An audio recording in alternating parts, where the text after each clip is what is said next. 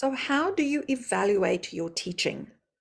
When we are teaching, it is a very solitary endeavor. Even if you are in a studio with other teachers, it is still you with your client or your group of clients. And everything is really driven by you, even choosing when to give clients choices to get involved or to make decisions for their own movement habits. You are still the driver behind all of that.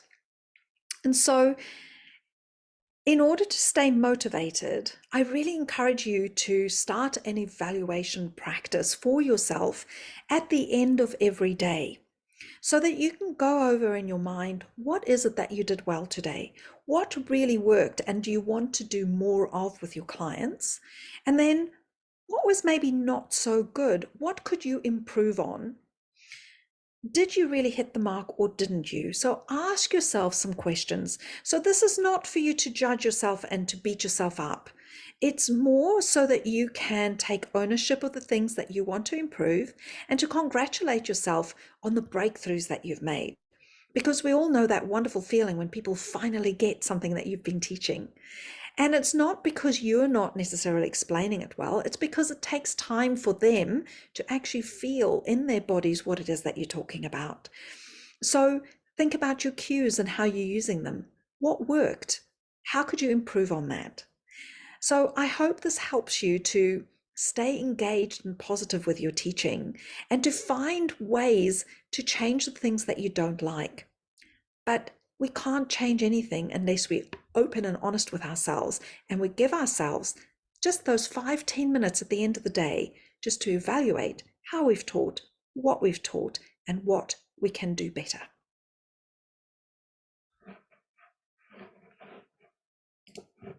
So how do you evaluate your teaching?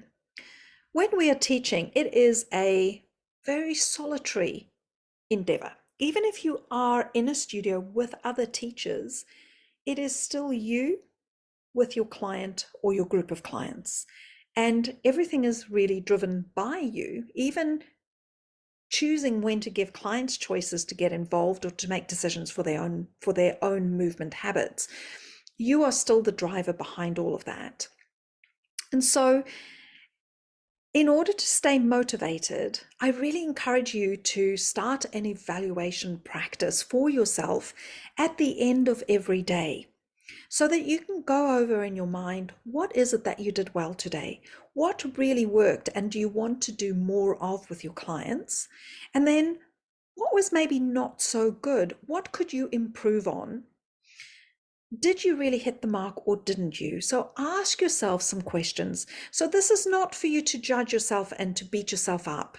It's more so that you can take ownership of the things that you want to improve and to congratulate yourself on the breakthroughs that you've made. Because we all know that wonderful feeling when people finally get something that you've been teaching. And it's not because you're not necessarily explaining it well, it's because it takes time for them to actually feel in their bodies what it is that you're talking about. So think about your cues and how you're using them. What worked? How could you improve on that? So I hope this helps you to stay engaged and positive with your teaching and to find ways to change the things that you don't like.